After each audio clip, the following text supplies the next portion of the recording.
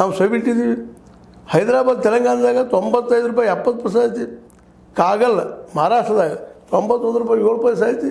ನೋಡ್ರಿ ಅವ್ರು ಎಲ್ಲರಿಗಿಂತಲೂ ನಾವು 91 ರೂಪಾಯಿ 2 ಪೈಸೆ ಈಗ ಹಾಕಿದ್ರು 2 ರೂಪಾಯಿ ಹಾಕಿದ್ರು ಇಷ್ಟ ಆಗೈತೆ ಅಂತೇಳಿ ತಮ್ಮ ಡುಬ್ಬನ್ನು ತಾವು ಚಪ್ಪರಿಸ್ಕೊಳ್ತಾ ಇದ್ದಾರೆ.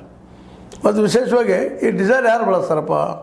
ಟ್ರಕ್ಗಳು, ಸಾರಿಗೆ ಬಸ್ಸುಗಳು, ಕಾರುಗಳು, ಶಾಲಾ ವಾಹನಗಳು, ಕೃಷಿ ಚಟುವಟಿಕೆ ಟ್ಯಾಕ್ಟ್ರಿಗಳು, ಚಟುವಟಿಕೆ ಮುಂದೆ ನೀರಿನ ಟ್ಯಾಂಕರ್ಗಳು, ಮತ್ತು ಕೃಷಿ ಉತ್ಪನ್ನಗಳ ಸಾಗಣೆ, ಡೀಸೆಲ್ ಜನರೇಟರ್ ಅವಲಂಬಿತ ಕೈಗಾರಿಕೆಗಳು, ಉದ್ಯಮ ಮತ್ತು ಸೇವೆಗಳು, ಕಟ್ಟಡ ನಿರ್ಮಾಣ ಕಾಮಗಾರಿಗಳು, ಅರ್ತ್ ಮೂವಿಂಗ, ಕೊಳವೆ ಬಾವಿ, ರಸ್ತೆ ನಿರ್ಮಾಣ ಕಾಮಗಾರಿ ಇವೆಲ್ಲ ನಡೀತಾವೆ.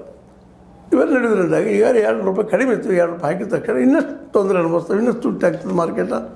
ಇವ್ರು ಹೇಳ್ಬೋದು ನಮ್ಮ ಸಿದ್ದರಾಮಯ್ಯ ಸರ್ಕಾರ ಏನೋ ಕಡಿಮೆ ಅಷ್ಟೇ 2 ರೂಪಾಯಿ ಹೆಚ್ಚು ಉಳಿದ್ರೆ ಇದಕ್ಕೆ ಹೆಚ್ಚೈತೆ ಅಂತ. ಇದು ಪರಿಹಾರ ಅಲ್ಲ. ಪರಿಹಾರ ಇನ್ನೂ ಮೊದಲಿನದೆಲ್ಲ ಉಳಿಸ್ಕೊಂಡು ಇನ್ನಷ್ಟು ಕಡಿಮೆ ಮಾಡಬೇಕು ದರಗಳನ್ನು. ಅದು ಯಾವಾಗ ಆಗ್ತದಂತ ಅದು ಆಗೋದು ಭಾಳ ಸರಳದ ರೀ.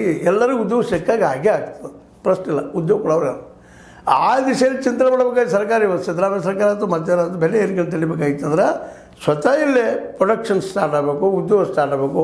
ಅದು ಆಗ್ತಾಯಿಲ್ಲ. ಎಲ್ಲರಿಗೂ ಉದ್ಯೋಗ ಇಲ್ಲ. ಕೃಷಿ ದೊಡ್ಡ ಪ್ರಮಾಣದಲ್ಲಿ ನಮ್ಗೆ ಉದ್ಯೋಗ ಕೊಡುವಂಥದ್ದು, ಅದಕ್ಕೆ ಮಾರ್ಕೆಟ್ ಇಲ್ಲ. ಇವೆಲ್ಲ ವಿಷಯ ಚರ್ಚೆ ಮಾಡಿ ನಿರ್ಧಾರ ತೆಗೆದುಕೊಂಡ್ರೆ ಸಿದ್ದರಾಮಯ್ಯ ಸರ್ಕಾರ ಆಗಿರ್ಬೋದು, ಯಾರದೇ ಸರ್ಕಾರ ಆಗಿರ್ಬೋದು, ಬೆಲೆ ಇಳಿಸ್ಬೋದು.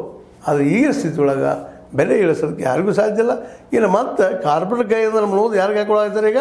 ನಮ್ಮ ಮೋದಿಜಿಯವರು ಮತ್ತು ಸಿದ್ದರಾಮಯ್ಯರು ಅವರು ಅಷ್ಟೇ, ಎಲ್ಲರೂ ಅದನ್ನು ಪ್ರಪೋಸ್ ಮಾಡ್ತಾರೆ. ಎಲ್ಲರೂ ಅಷ್ಟೇ ಕಾರಣ ಅದಕ್ಕೆ. ಇನ್ನು ಇಂಟರ್ನ್ಯಾಷನಲ್ ಕಾರ್ಪೊರೇಟ್ ಕೈಯಾಗ ಎಲಾನ್ ಮಸ್ಕ್ ಅಂತವ್ರ ಕೈ ಕೊಡ್ಲಿಕ್ಕೆ ಇನ್ನು ಪರಿಸ್ಥಿತಿ ಏನೇನೋ ಗೊತ್ತಿಲ್ಲ. ಅಮೇರಿಕ ಅಂತ ಸ್ಪಷ್ಟ ಹೇಳಿದೆ, ಮೊದಲು ನಮ್ಗೆ ಅಮೇರಿಕ ಮುಖ್ಯಪ್ಪ, ಆನಂತರ ಉಳಿದವರಿಲ್ಲ.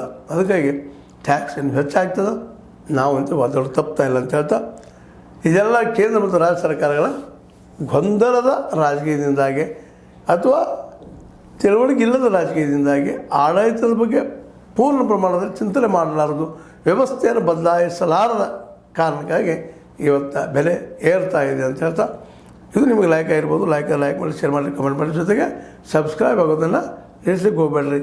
H60 ನ್ಯೂಸ್ ಅರ್ಥಾತ್ ಹೆಚ್ಚು ತಾರಬಹುದು ಸತ್ಯದ ಕೈಗಳಲ್ಲಿ ವಂದನೆಗಳು.